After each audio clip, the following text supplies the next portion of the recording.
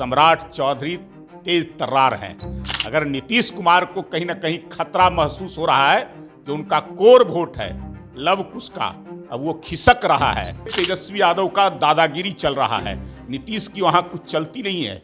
नमस्कार, आप देख रहे हैं लाइव सिटीज। मैं हूं आपके स्टार शिवम। मुख्यमंत्री नीतीश कुमार ने आज एक बार फिर से कहा है कि मेरी इच्छा है कि विपक्ष की सारी पार्टियां एकजुट हो जाए और 2024 में हम लोग मिलकर लोकसभा का चुनाव लड़ें। ऐसे में इस वक्त हमारे साथ बीजेपी के प्रवक्ता प्रेम रंजन पटेल हैं, मुझसे बात करेंगे।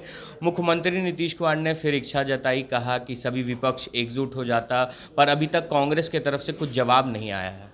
अब मुख्यमंत्री आशा भरी निगाह से देख रहे हैं, लगातार लोगों को जो है से अनुरोध कर रहे हैं, आग्रह कर रहे हैं, लेकिन इनकी बात को कोई सुनने के लिए तैयार नहीं है।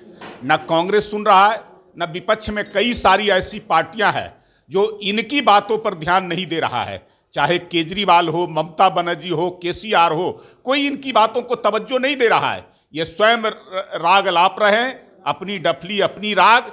ये केवल जो है से एक व्यक्ति से कहने से विपक्षी एकता संभव नहीं है। और मैं तो कहता हूं कि विपक्ष में जितने बैठे हैं वो सारे भ्रष्टाचारी हैं, सब पर कुछ ना कुछ आरोप लगे हुए हैं, और ये सभी भ्रष्टाचारी अगर मिल भी जाएंगे तब भी जो है से मोदी का बाल बाका नहीं कर सकते हैं।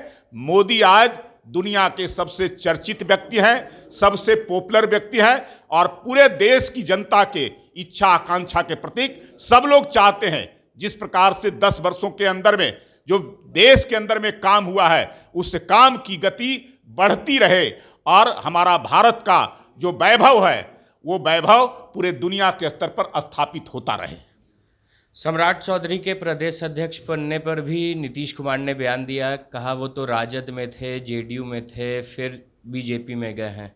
अबे नीतीश कुमार खुद राजद से निकल करके बाहर हुए थे और उस समय समता पार्टी बनाए थे। समता पार्टी बनाने के बाद भारतीय जनता पार्टी में आए।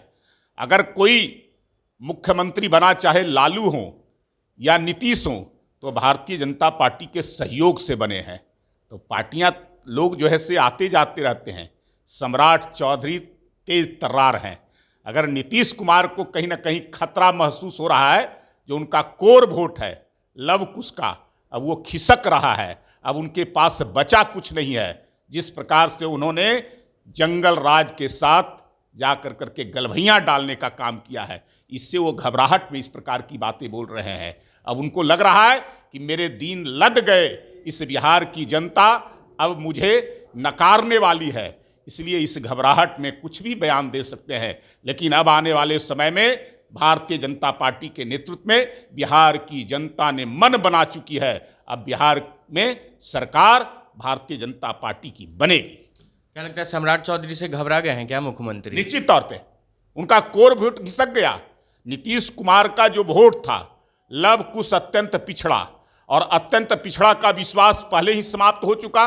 जैसे ही तेजस्वी यादव के साथ गए, वहां कठपुतली मुख्यमंत्री के रूप में काम कर रहे हैं, और जो चल रहा है वो सीधे तेजस्वी यादव का दादागिरी चल रहा है। नीतीश की वहां कुछ चलती नहीं है। नीतीश कुमार का कोई बकत नहीं है। वह पूरी तरह से आज जिस प्रकार से बिहार के अंदर में जो जंगल राज था, जिसको लोगों ने बहुत नज़दीक से देखा है, वो जंगल राज आज फिर से पुनरावृत्ति हो गई है। उस जंगल राज की पुनरावृत्ति करने में अगर कोई भूमिका सबसे बड़ा अदा किया है तो नीतीश कुमार, जो उसके साथ जाकर करके। इसलिए अब जो है से जब कोर वोट समाप्त हो गया, लव कुश अत्यंत पिछड़ा, तो इसलिए घबराहट में वो इस प्रकार की बातें वो बोल रहे हैं।